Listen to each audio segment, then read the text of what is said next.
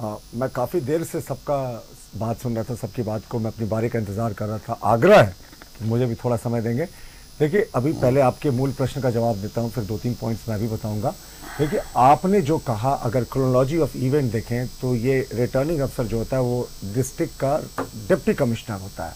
तो deputy commissioner के यहाँ जाकर नॉमिनेशन करते हैं, वहीं पे इनको पुलिस गिरफ्तार करती है। और जो इनका सभा स्थल था, 200 मीटर में तो निषेधाज्ञा लगी होती है डिप्टी कमिश्नर के ऑफिस में चुनाव के दौरान।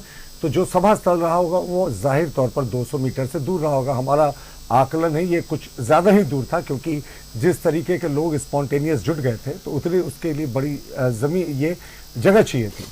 तो जब इनकी गिरफ्तारी हो गई कलेक्ट्रेट के बाहर, जहां पुख्ता पुलिस का प्रबंध होता है, तो उसके बाद मुट्ठी भर समर्थक थे उस समय क्यों उनकी गिरफ्तारी के बाद उनको जो मजिस्ट्रेट थे उनके सामने गिरफ्तार करके प्रस्तुत नहीं करने दिया गया? क्यों उनको परमिशन दिया गया? साहब, हमने कभी अपने राजनीतिक जीवन में यह बात नहीं सुनी कि किसी व्यक्ति की गिरफ्तारी हो जाती है और पुलिस कहती है नहीं ठीक है साहब, आप पहले भाषण दे लो, जितना मन में भड़ास है निकाल लो, उसके बाद आराम से आ जाना, हमारे जीप में बैठना और हम आपको ले चलेंगे। ये तो अजीब हास्यास्पद स्थिति है। तो साफ दिखाता है कि कहीं ना कहीं जो ये आरोप हम पे लगा रहे हैं कि भारतीय जनता पार्टी की सिंपैथी है। हाँ साहब, भारतीय जनता पार्टी की सिंपैथी है ना। हम 60-40 न्याय चलते क्या विरोध करते हैं। हमारे विधायकों ने भी इसका विरोध किया और कहा कि 60-40 की नीति तो बिल्कुल नहीं चलेगी। 40% अब स्वीपर और क्लर्क्स की नौकरी भी कैसे दे देंगे बाहर के लोगों को? भाई, झारखंड का गठन झारखंड के आदिवासी और मूलवासी समाज के लिए मूलता हुआ था। तो उसमें अगर आप 60-40 की नीति लागू करेंगे तो हमारा विरोध तो होगा ही। और ये जो में 60-40 वोट नहीं ना कट जाते? नहीं, वोट प्रकाश चौधरी भी उम्मीदवार है वहां से, आज सुबह आपके गठबंधन के हैं। अभिषेक, और मुझे थोड़ा 30 सेकंड देंगे।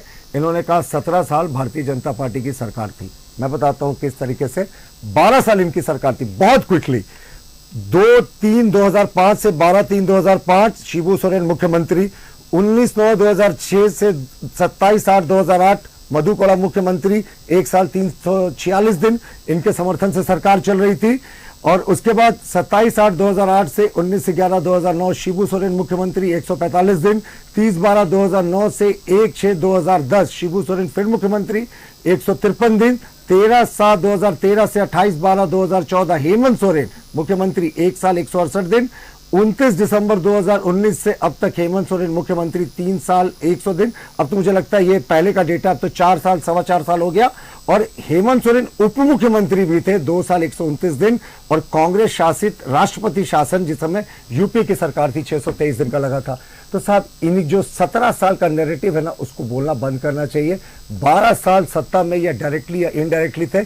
इनके समय राष्ट्रपति भवन भी कांग्रेस का एक्सटेंशन दफ्तर हुआ करता था। कुछ बता दीजिए जी, जयराम के बारे में मैं फिर से कह रहा हूं, अब वो राजनीतिक पारी खेल रहे हैं तो राजनीतिक विरोध का उनको सामना करना पड़ेगा। भाई, जिस समय वो आंदोलन कर रहे थे, मैंने आपसे पूछा कि उनको पकड़ा गया फिर उनको छोड़ दिया गया, क्या ये जनता के बीच सिंपैथी क्रिएट करने का प्रयास है और इसको संरक्षण दिया जा रहा है ऊपर से? हमने तो पहले भी आपको कहा था कि ऐसा लगता है फिक्स मैच चल रहा है, क्योंकि कभी ऐसा नहीं होता कि अरेस्टिंग के बाद किसी को भाषण करने की अनुमति देनी होती। पुलिस सीरियस होती ना उनको अरेस्ट करने में, तो उनको पिछले दरवाजे से गिरफ्तार करके ले जाती, लोगों को कानों कान खबर